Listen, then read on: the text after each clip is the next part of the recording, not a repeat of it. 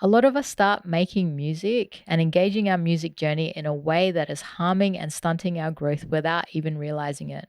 We approach music rooted in fear, insecurity, and expectation. We chase recognition, validation, and approval because we think that's love, but it's not. The secret to growth, happiness, and fulfillment is love. But when love is lacking, burnout isn't likely, it's inevitable. So the question is, how can you create music or engage your music journey in a way that's sustainable, joyful, and deeply fulfilling? How can you approach your music journey in a way that is loving towards yourself, your process, and others? But what the fuck is love, and how do we learn about love? Well, as a student of Divine Truth Teachings, I've learned that the way to learn about love is to learn from the creator of love, God. Now, I know some of you may not believe in God or even believe that it's possible to receive an education from God about love, and that's totally fine. You don't need to believe in God. I'd just love to share some concepts about the qualities of God's love that I've learned from Divine Truth Teachings. As a student of Divine Truth Teachings, these are things that I've learned that I'm currently experimenting with in my own life. Okay, so what I'm going to do is share with you some of the qualities of God's love and also talk about how that would look like in a loving music industry. And some of it's going to be based on my own personal experience of some of the problems that I had when I was first starting out in terms of how I was engaging my music journey in a very unloving way. So I'm going to share some examples to show how it would look like in the music industry and also to show some contrast between God's love and the world's version of love, which is actually not love at all. So according to Divine Truth, God's love has these qualities. God's love is rooted in faith and freedom. Love flows naturally without fear, manipulation, or control. So, as an artist or a music industry, that would look like loving your audience without manipulating them through fear or scarcity tactics that marketing gurus use to get you to do something for them. This would include not sexually projecting at your audience to get a feeling from them. And this is something that I used to do at the beginning of my music journey, and it's something that I see a lot of artists doing through their music videos and through their performances. And as I have experience with this, I know that the only reason why someone would sexually project to their audience is because they don't love themselves and they want to be liked, they want to be seen, they want to be loved, and they want the attention. Another quality of God's love is that it's pain-free and non-demanding. God's love is never forced and requires our desire and permission. True love doesn't hurt or insist. It simply gives and supports. So as an artist, you wouldn't bother with marketing. You wouldn't be personally DMing people and forcing your creations into other people's personal spaces. You would find loving ways to share your art without infringing on other people's free will or spaces. Okay, so moving on to the next quality. God's love is unconditional and generous. God's love does not rely on being returned or earning it. God gives life and everything we need for survival for free without expectation of anything in return. So as an artist, you would do the same. You would give of your creations freely without expectation of anything in return.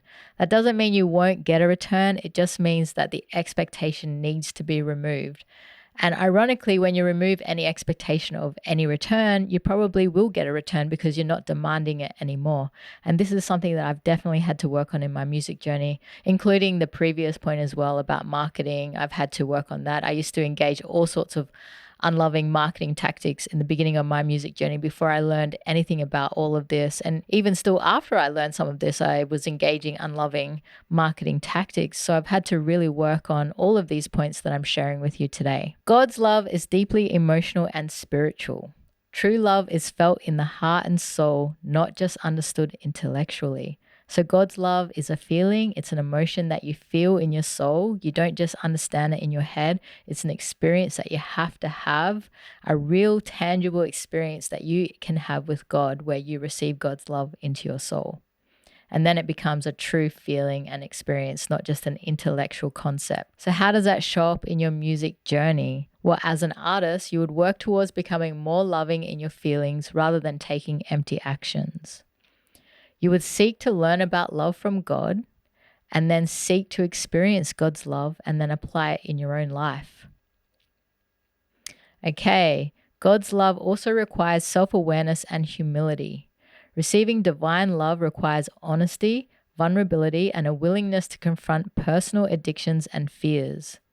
It does not require you to sacrifice yourself for God or anyone else. And as an artist, you would be honest about where you're at with your soul condition of love.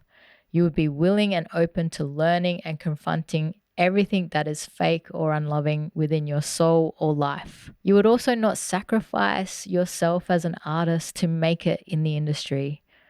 You wouldn't compromise your morals, your integrity, your dignity to get somewhere in the music industry.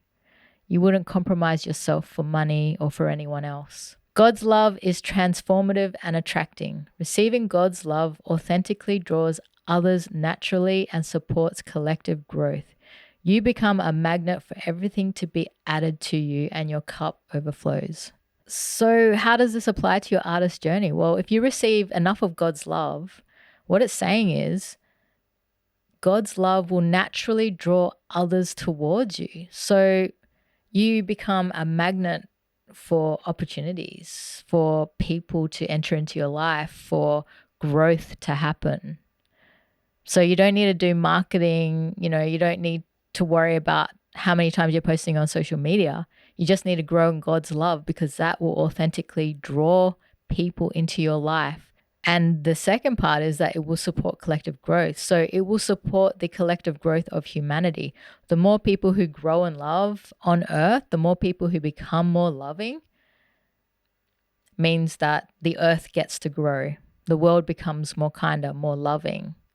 If more people are more loving, then naturally a lot of the problems in the world are going to disappear. We're going to see a collective growth of humanity. If you become more loving, your life will grow. It's not about how much you market. It's not about how many times you post on social media. It's not about being a little mouse on the wheel, hustle, grind, sell, sell, sell. It's not about that. It's about becoming more loving, because when you become more loving, you become a magnet for opportunities. Like, God supports your life when you become more loving.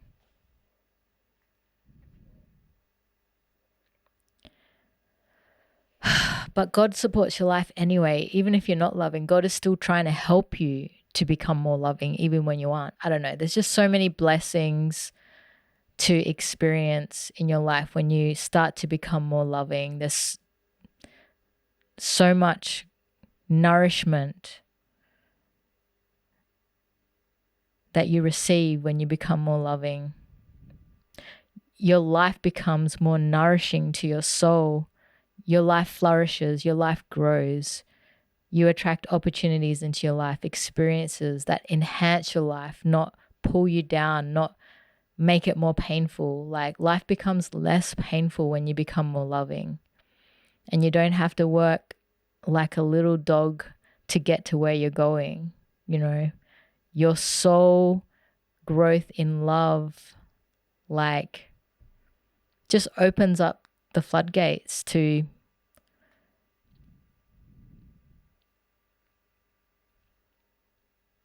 everything that you've ever dreamed of in your life. But of course, where there is a lack of love, the opposite will happen. When you approach your music journey without love, burnout is inevitable. Pain, struggle, and constant pressure aren't signs of your dedication. They're signals that how you're engaging your music journey isn't loving, either to yourself, to other people, or the environment, and is out of harmony with God's love. So how do you create music without burning out? Well, it's pretty obvious by now. Start with love.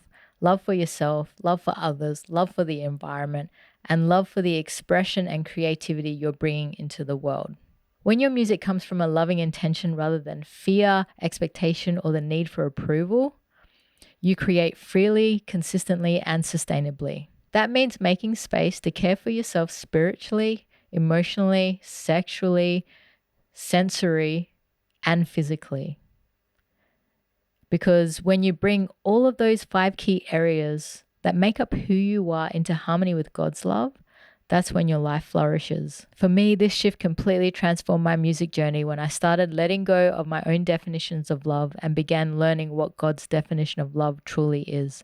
I stopped forcing outcomes, stopped chasing recognition, and began prioritizing love in my life, learning to embody its qualities. I set boundaries, nurtured my well being, and focused on creating from selfless desires rather than selfish desires. The result is I've been consistent on my music journey for over 13 years, and my life has become more enjoyable, more fulfilling, more rewarding, and I've just really become more happy overall. Like, I'm not like 100% happy. I mean, like, that's going to be a while before that happens, but my life has become like drama free as well. So if you're feeling burned out or stuck, ask yourself, am I creating from a place of love or from fear, expectation, or the need for approval? Start there and make love the foundation of your music journey, and your music journey will stop feeling like an uphill battle.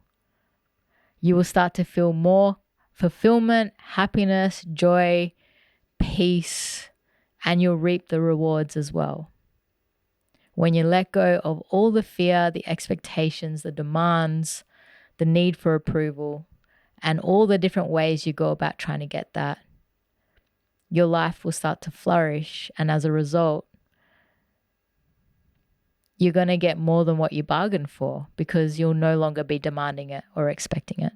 So if this resonated with you and you want to go deeper, you want to learn how to grow your artist journey, your music journey, the soul-based way, you can download my beginner's guide. I also offer one-on-one coaching, all by donation, and you can find links to everything in the description. Remember, your music journey isn't just about your sound, it's about who you're becoming in the process.